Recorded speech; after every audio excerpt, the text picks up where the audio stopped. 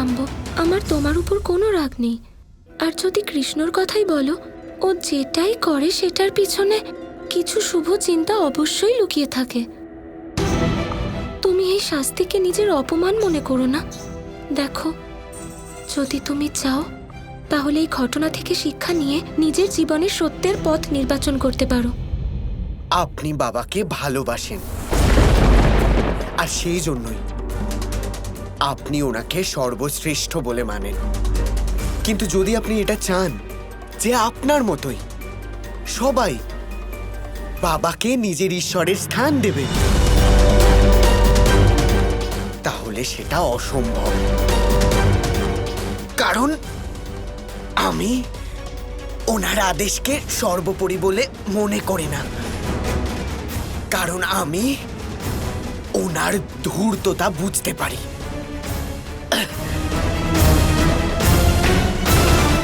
রাধা, কখনো কখনো তো আমার সন্দেহ হয় যে আপনি বাবাকে সত্যি ভালোভাবে চেনেন কি চেনেন না। সেই জন্যই তো আপনি ওনার প্রতি এত অন্ধ শ্রদ্ধা পুষে রেখেছেন। আমি নিজের অপমান সহ্য করতে পারি, কিন্তু কৃষ্ণের অপমান আমার কাছে অসহনীয়।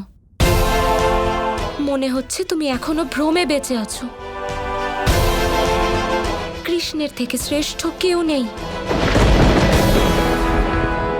রাধা, এটাও হলো আপনার অন্ধ শ্রদ্ধাই যে ওনার ত্রুটিও আপনার উচিত বলে মনে হয়। এমনকি কেউ নেই যে ওনাকে ওনার ত্রুটির শাস্তি দেবে। এমনকি কেউ নেই যে আমার পক্ষে থাকবে, যে ওনাকে বোঝাতে পারবে যে উনিও কখনো ভুল করে থাকতে পারেন। না রাধা, কেউ নেই, আপনিও না। তোমার আর কৃষ্ণের মধ্যে এটাই পার্থক্য শাম্ব, যে তুমি ভুল করো আর সেটা উচিত বলে মনে করো। যেখানে কৃষ্ণ যদি ভুল করে তাহলেও নিজেকে সেই কাজের জন্য শাস্তিও দেয়। শুধু এই একটাই সূক্ষ্ম পার্থক্য আছে যা কৃষ্ণকে সর্বশ্রেষ্ঠ বানিয়েছে। নিজেকে ওনার সাথে তুলনা করার বদলে ওনার থেকে প্রেরণা নেওয়া উচিত। কিন্তু এটা তো পক্ষপাত। বাবার খামখেয়ালি আর ওনার ত্রুটির জন্য ওনাকে কেউ আটকাবেন না। যদি ওর কোনো ভুল হয়ে থাকে তাহলে সেটা প্রমাণ করো। যদি সত্যিই কৃষ্ণের কোনো ভুল থাকে তাহলে ও নিজেকে সেই ভুলের জন্য শাস্তি দেবে। এটা আমি কথা দিলাম। যখন আপনি কথা দিচ্ছেন তাহলে আমাকে এটাও বলুন যে যদি উনি এরকম না করেন তাহলে আপনি কি করবেন? শাম্ব, আমি আর কৃষ্ণ একজনই। যদি তাও ওর কোনো ভুল হয়ে থাকে তাহলে আমি বুঝবো আমি কৃষ্ণকে কোনোদিনও বুঝিনি। ঠিক আছে, তাহলে রাধা, আপনার এই প্রতিশ্রুতি আপনি নিজের স্মৃতিতে লিখে রাখবেন। কারণ একদিন এমন আসবে যেদিন আপনি বুঝতে পারবেন যে বাবার চরিত্র আসলে সেরকমই নয় যেরকম আপনি মনে করছেন। কানাই, কেন এত সময় নিচ্ছ? নিজের শক্তি দ্বারা এই যুদ্ধ কেন সমাপ্ত করছো না তুমি? কারণ আমি যুদ্ধে নারায়ণ হিসেবে যুদ্ধ করতে পারবো না, নিজের শক্তি প্রয়োগ করতে পারবো না। কিন্তু কেন কানাই? একবার সুদর্শন সন্ধান করলে সমস্ত অসুর সৈন্য সমাপ্ত হয়ে যাবে। কিন্তু তাতে কি এই যুদ্ধ সমাপ্ত হতে পারবে? তার মানে কানাই? অর্থাৎ আমি যাই করি না কেন এখানে অসুরদের আক্রমণ থামবে না। আর যাতে এটা না থামে সেই জন্য অসুররা যে কোনো সীমা পার করতে রাজি দাদা। আর তাছাড়া এই সমস্ত অসুরদের আমি শেষ করতে চাই না। যদি আমি এদের সকলকে শেষ করে দিই তাহলে সৃষ্টিতে ভারসাম্য বজায় থাকবে না। বোঝার চেষ্টা করুন, এদের আক্রমণের পেছনে জয়ের আশা নয়, বরং খুব বড় একটা উদ্দেশ্য কাজ করছে। তাহলে কি আমরা এইভাবেই যুদ্ধ করে যাব? আর কোনো বিকল্প নেই। রক্ষা করুন প্রভু, রক্ষা করুন। বলি স্বর্গের সিংহাসনে বসতে চলেছে। এই যুদ্ধ ছেড়ে যাওয়া ধর্ম হবে না ইন্দ্রদেব। মহাদেবকে বলুন প্রভু, উনি তো আমাদের অন্তত রক্ষা করতে পারবেন। এইবার মহাদেবও আপনাদের সাহায্য করতে পারবেন না।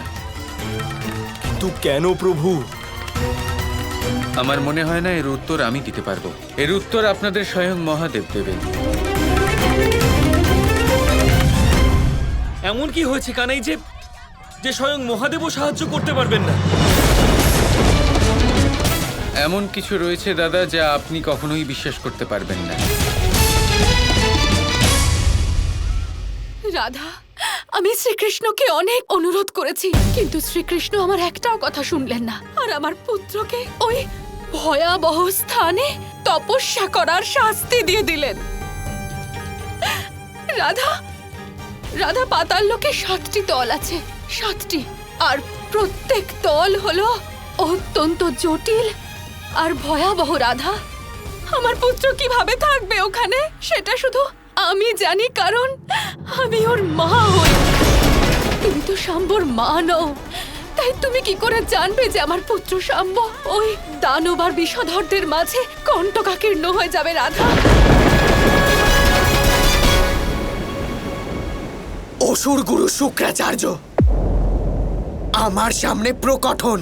আমার কাছে আপনার জন্য একটা অত্যন্ত শুভ সংবাদ আছে।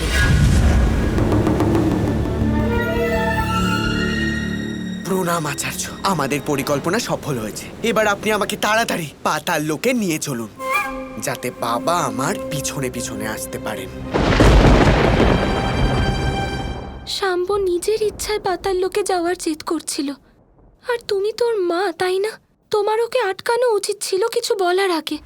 রাধা, তোমার কি মনে হয় আমি শাম্বকে আটকাইনি?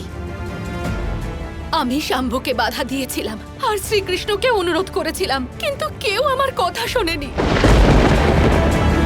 শুধু শুধু তুমি শ্রীকৃষ্ণকে বিবশ করতে পারো নিজের প্রতিজ্ঞা পালনের জন্য।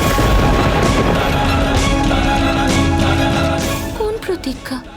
সেই প্রতিজ্ঞা যা শ্রীকৃষ্ণ আমার সামনে করেছেন, যে যদি প্রয়োজন পড়ে তাহলে উনি আমার পুত্রকে সুরক্ষিত অবস্থায় ওখান থেকে ফিরিয়ে নিয়ে আসবেন। শাম্বকে মৃত্যুর মুখ থেকে ফিরিয়ে আনতে শ্রীকৃষ্ণকে পাতাল লোকে যেতেই হবে। তারপর ওই ভণ্ড কৃষ্ণ পাতাল লোকের গভীর তল থেকে ফিরতেই পারবে না।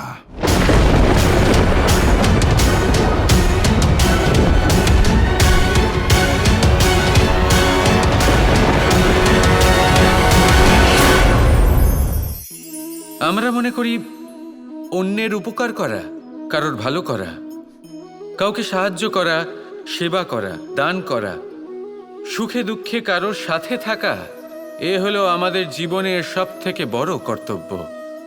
এটাই আসল কর্তব্য। কিন্তু এটা কি সত্যি? না। কর্তব্যের জন্য অনেক সময় মানুষকে অনেক অনেক যন্ত্রণা ভোগ করতে হয়।